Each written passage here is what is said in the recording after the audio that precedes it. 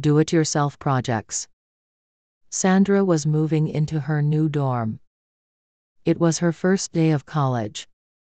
She wanted to make the dorm her own personal space. She wanted to design it with meaningful decorations that reminded her of home and the opportunities at school. She wanted to make herself feel comfortable in a foreign place. The dorm was an empty space where she could make her own.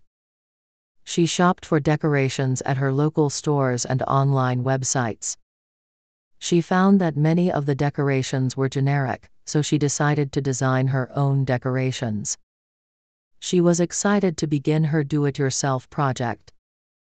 She looked up a bunch of tutorials and videos on arts and crafts. There were many easy projects. She could make the decoration on her own instead of having to buy it at a store, which would save her money and also allow her to customize her decorations. She was excited to start these projects. She began by printing a bunch of pictures of her family and friends. She wanted to remember the important people and the memories they made.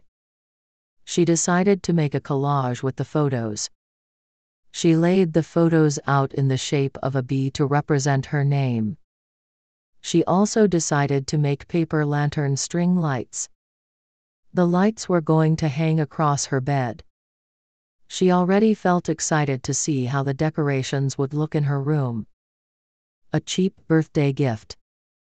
Antonio was known for being cheap. He grew up with poor parents who taught him how to save money.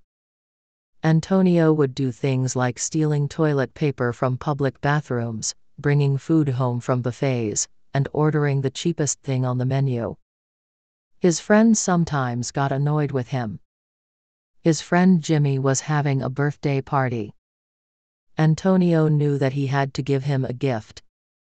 He didn't want to, but he had to. Antonio tried to think of a good, cheap gift. I could get him a coffee mug, he thought. He went to the dollar store and bought a mug. The mug was white and had the letter J on it. Antonio thought it was a nice gift, and most important, he only had to spend $1 on it. Antonio put the mug in a nice gift bag he got for his own birthday. There was no way he would spend money on a gift bag. Antonio went to Jimmy's house. There were 20 people at the party. Jimmy had 20 gifts. At the end of the day, Jimmy opened up everybody's gifts. Jimmy received some pretty great gifts. Some of the gifts he got include a video game in high demand, gift cards, and a leather jacket. Jimmy finally opened Antonio's gift. Jimmy didn't expect much from Antonio. He reached inside the bag and pulled out the mug. He actually really liked it.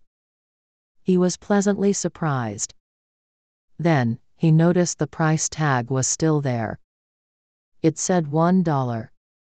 The Extreme Burger. Roberto could eat a lot because he had a big appetite. He ate 5 meals a day.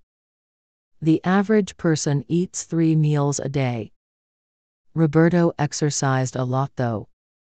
He was a big, muscular guy. He swam and played football, too. He always ordered the most food when he ate out with his friends and family. At Fatty Hattie, there was a burger eating challenge. If you could finish the entire Extreme Burger in 10 minutes, you would win a $300 gift card. Hey Roberto, why don't you try the challenge? His friend asked. Roberto had certainly thought about it before. The truth was, it just seemed too much even for him.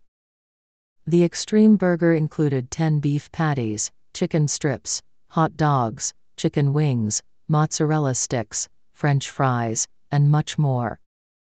Roberto could probably eat half of that, but not the whole thing. Come on, Roberto. Do it. Are you scared? His friend teased. Whenever someone told Roberto he could not do something, he had to prove them wrong. Roberto called over the waiter and asked for the extreme burger. Everyone at the restaurant surrounded Roberto. He felt nervous. "In 3, 2, 1, go," the waiter said. Roberto started eating. The first 10 bites were good, but then he started to get sick. The crowd kept cheering and that motivated Roberto. 9 minutes had passed and Roberto was down to his last bite. He took the last piece and swallowed it. The crowd cheered. Roberto felt proud. He not only proved his friends wrong, but got a gift card for one of his favorite restaurants. A big secret. Wayne has a secret he has not told anyone. He recently found out that he had 1 week to live. Nobody, not even his parents, knows. He did not want to see people cry or feel that they have to do something for him. Wayne decided that he would just try to live life to the fullest. He would do things that he always wanted to do. He made a list. The first thing on his list was to go to Japan. Even though buying a flight ticket this last minute was expensive, it didn't matter anymore. He was in Japan for 2 days. He got to see cherry blossom trees, eat great sushi, and hike Mount Fuji. He went back to the US. He went to Laguna Beach with his friends. They played volleyball, tanned, biked, and more. They also had s'mores and watched the sunset. On the 4th day, he had brunch at a very expensive restaurant with his mom and dad. He was glad he didn't tell them about his secret. If he did, they would be crying instead of enjoying brunch. On the last day, he made sure every hour was amazing. He saw the sun rise at Santa Monica Pier.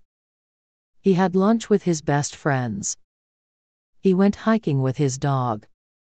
He ate ice cream for the last time. Finally, he watched the sunset at home. A couple of hours later, the doctor called Wayne's parents about his death. They were totally shocked. Wayne had left a note for them thanking them and explaining why he did not tell them about his secret. An innocent mistake. The vase in the middle of the house was broken. Someone had knocked down the family's vase. The mom was furious. She had treasured that vase and was upset that it was now broken.